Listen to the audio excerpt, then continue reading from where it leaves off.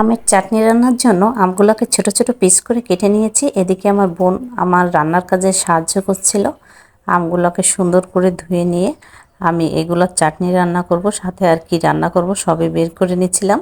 Fridge থেকে কড়াইতে জল দিয়েছি, জল দিয়ে আমি আমগুলোকে একটু ভাপ দিয়ে সেদ্ধ করে নেব।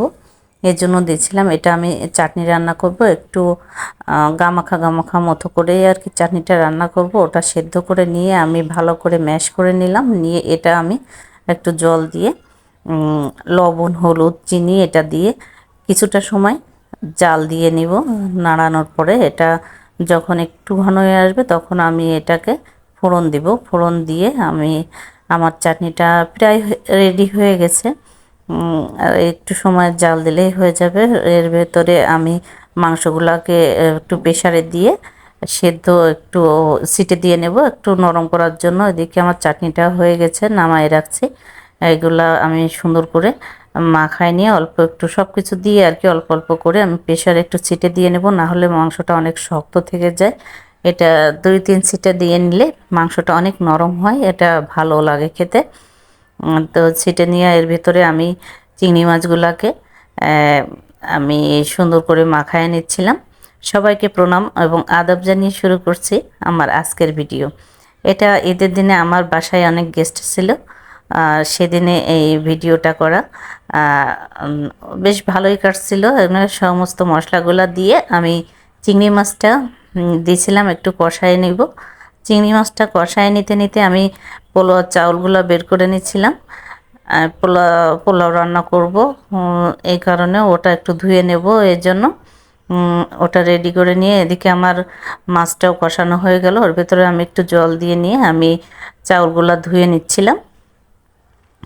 চাউলগুলো ভালো করে ধুয়ে নিয়ে এর ভেতরে আমার চিংড়ি মাছটা হয়ে গেল, ওটা নামায় রাখছি।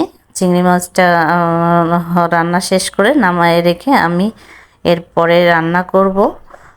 একটু পোলাও চাউলটা হালকা করে একটু ভাজি করে নেই। চাউলের ভেতরে একটু ঘি দিয়ে একটু গরম মশলা একটু মটরশুঁটি দিয়ে সাথে আমি একটু আদাও দেই, ভালোই লাগে খেতে।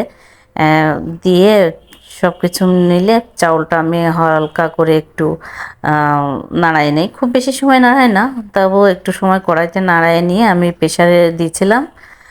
প্রেসারে না, সরি, রাইস কুকারে। এর ভেতরে আমি মাংসটা জন্য এই যে সব কিছু মশলা টশলা দিয়ে আর কি আলুটা ভাজি করে নিয়ে মশলা টশলা দিয়ে আমি প্রেসারে রাখা সেই এদিকে আমার রাইস কুকারে পোলাওটা প্রায় হয়ে আসছে।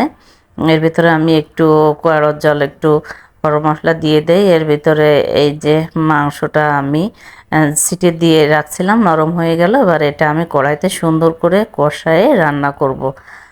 এভাবে রান্না করলে মাংসটা বেশ সুন্দর হয়। ওর ভেতরে সমস্ত মশলা ঢোকে আর কি। সব কিছু শেষ করে আমরা খেতে বসে গেছিলাম। অনেক আনন্দই হচ্ছিল, সবাই আর কি খাইতে একসাথে বসছিলাম দেখে নিচেই বসছিলাম। বেশ আনন্দ করেই খাওয়া দাওয়া, দুপুরে আবার বেডেও আবার 2জন ছিল। খাওয়া দাওয়া শেষ করে আমরা রেডি হয়ে নিলাম, বেড়াতে যাব। সবাই রেডি হচ্ছি, বেড়াতে চলে আসছি। আজকে এই পর্যন্তই।